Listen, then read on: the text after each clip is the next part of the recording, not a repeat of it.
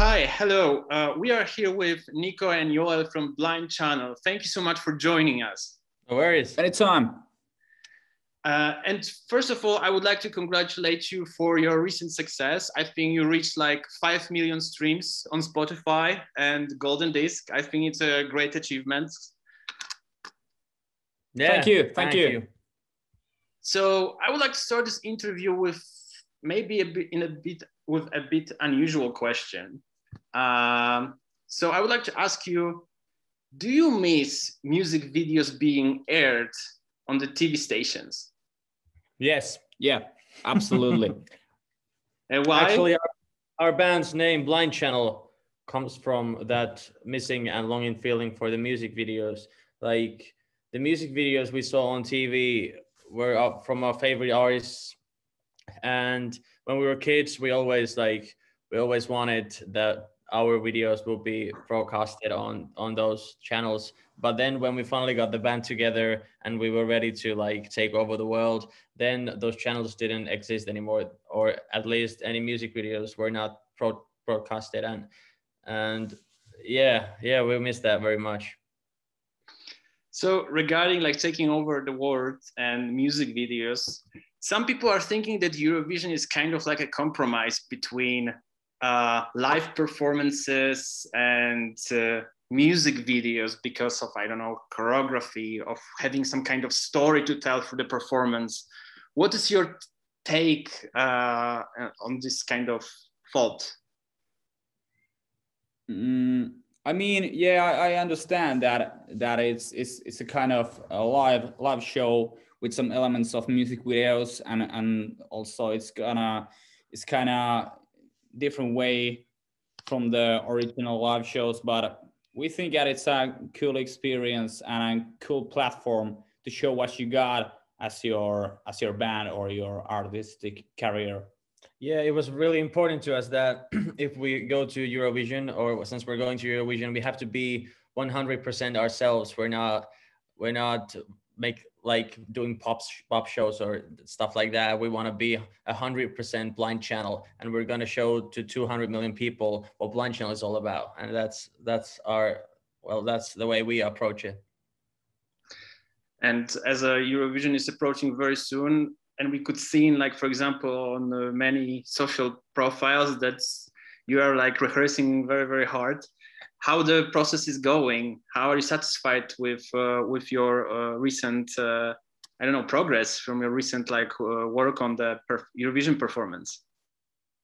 Well, basically, we did a lot of work back in the fall when we started to like shoot the music video for Dark Side, and we started to rehearsal for the upcoming UMK experience. So basically, we're just trying to upgrade that for the next level. But I think we have it so strongly in our mind and in our spine that we can just go there and do the best we can. So basically, everything's going well. Yeah. Just to smash it, basically. Yeah, it's easy.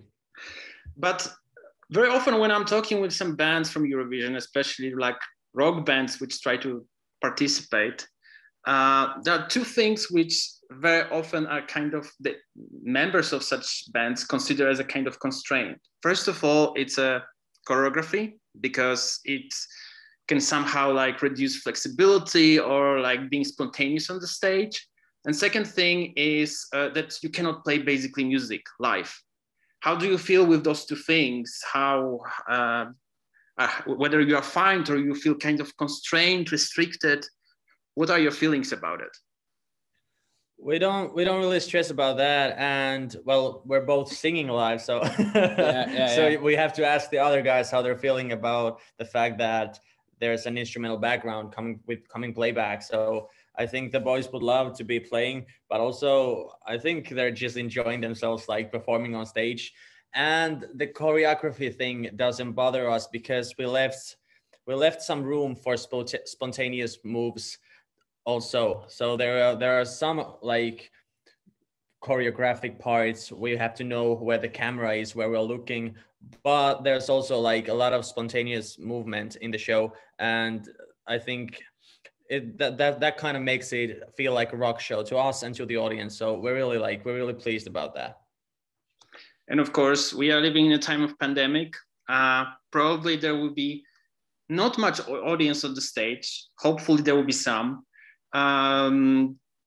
Wouldn't you like get more energy on the stage from the audience, or you are much more like during the performance, you are much more like trying to get energy from each other and from the whole like vibe of the song, let's say? Yeah, I mean, live audience is always cool, but we know the situation, and the situation is one of the main reasons why we got into Eurovision, because all the gigs were canceled, so we had to figure out what we're gonna do, and then we were hitting the UMK and Eurovision. So basically, we know that there is gonna be 200 million people on television watching us playing. So basically, it doesn't matter if there is people or not. For sure, it's fun when there is, but yeah, well, like we get the energy somewhere, like because we played shows for 2 people and now we're playing for 200 million people, but the show's still the same. We're doing our best always. We're giving it all we got on stage. And as far as I've got from some other interviews, you didn't really follow Eurovision before, except of course when Lordi won. But because of the fact that you are somehow right now within this Eurovision bubble, did you somehow learn from the whole like Eurovision as a community, as a spectacle, or something additional about, I don't know, music market? Well, first, I think the first thing we'll like realize is that Eurovision, it's a huge concept, especially in Europe. Even it's big here in Finland, but it's even bigger in other places in Europe. It's like it's a huge concept, and it's been really cool to be a part of it. And yeah, we like the fact that we get to be ourselves. Like we don't have to try to be anything else. Like because sometimes in the pop music world they trying to like turn you into something you're not, but at least they haven't been doing it doing it now, so we feel really lucky about that. However, you are kind of censored at Eurovision. Some kind of like elements of your performance got censored, especially can't do that. Exactly. Yeah. So how do you feel it, and how do you want to, because it was some kind of like this kind of symbolic element of your performance that conveyed the song and the message of the song. How do you want to do it now, and what kind of message would you like people to take from your performance, from the meaning of the song? Well, we're gonna figure something out that the message will come through without us throwing our middle fingers up in the air. And I just think people, like some people who thought it was like bad habit or something like that, they understood the message wrong. Like the middle finger thing was supposed to be an empowerment. Like imagine hundreds of people who feel bad because of the ongoing situation with the pandemic. Imagine all those people who feel bad joining together and throwing the middle fingers up in the air. There's this sense of unity we wanted to message with the middle finger thing. Because we're not pointing the middle finger at someone or something specific. It's just like, it's the fact that people are doing it together, and that's the cool thing. But we'll figure something out. And the message we would like to send is that we're the band members, the 6 of us can't put our middle fingers up, but everyone who's watching at home, they can do it. And of course, you very often talk about the brand which you created, Violent Pop. And I was wondering, what's actually the difference between violent pop and, for example, nu metal music?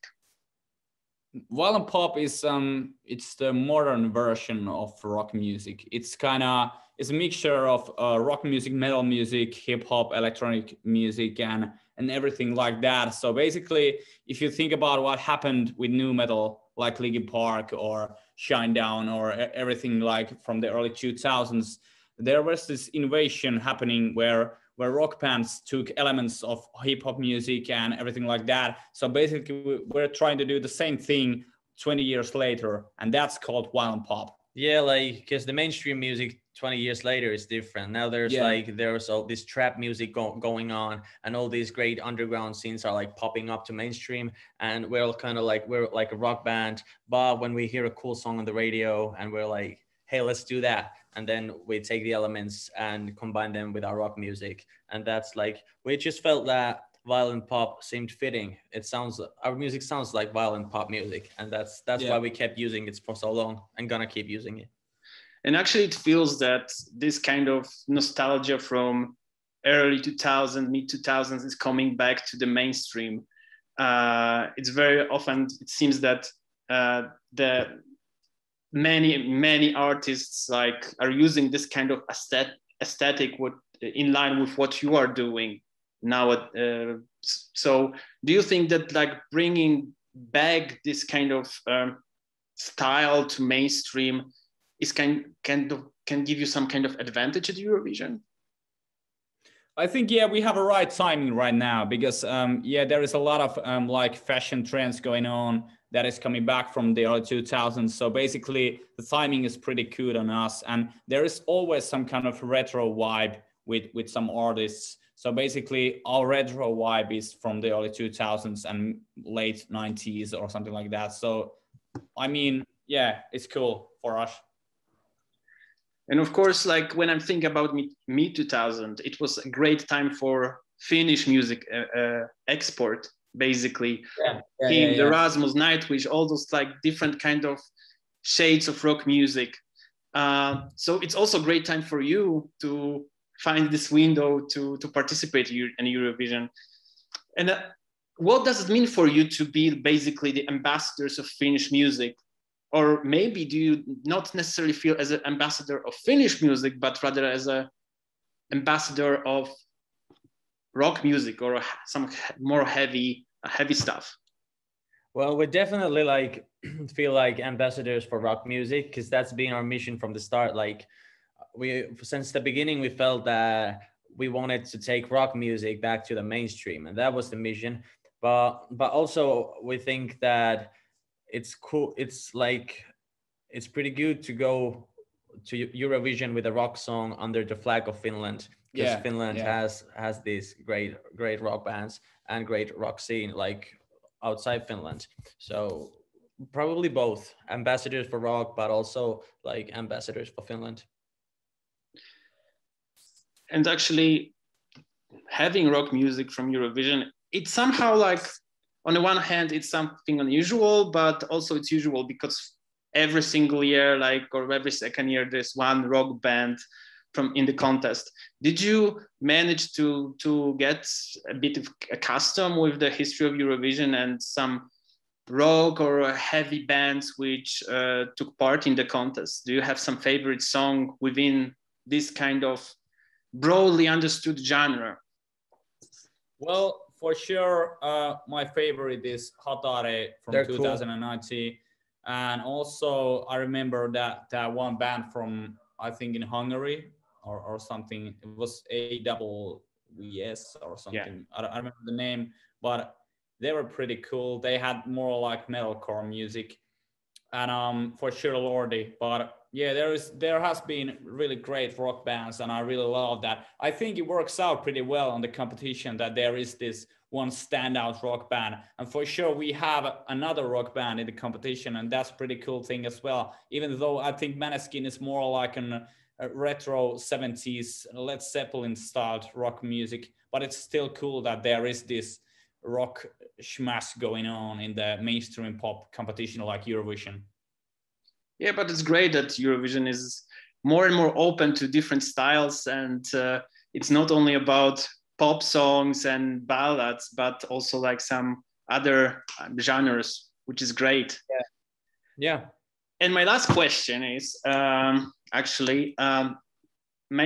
that I will not butcher those Finnish terms, but I have 3 Finnish terms, and I was wondering if you can say which one of them represents the most the spirit of Blind Channel. So please be a bit patient with my pronunciation, but I will try my best. So one is Kalsari Kanit, Sisu and Tortilla Tavatan. Which one of them is, which we say, yes, this is Blind Channel? And if you can explain to what actually the selected term means. Well, like, we loved all of them. Like, I think all of them seem fitting. Like, probably Sisu, definitely. Yeah. Sisu means like, I don't think there's a like straight translation in any other language I have heard of. Sisu means like working hard, never giving up, stuff like that. So Sisu is probably what took us here. And then, like, after we won the Finnish Eurovision finals, then the feeling was definitely like Torilla tavataan. Yeah. How would you translate that? Like, let's meet at the town square. Everybody to the town square. That's the thing. But also, like, Kalsari candidate is also cool. Like, it means getting drunk in your underwear, and we do that a lot. Like, ching ching. Well, thank you so much. And do you have some message for our viewers? Pay attention that Poland very often gives high points to rock songs at Eurovision. So if you have some encouragement, please, you have a chance to do it now. We love you. See you soon. Join the dark side. We need you more than ever. Kiitos paljon. Thank you so much and good luck in Rotterdam. Yeah. See ya. See ya.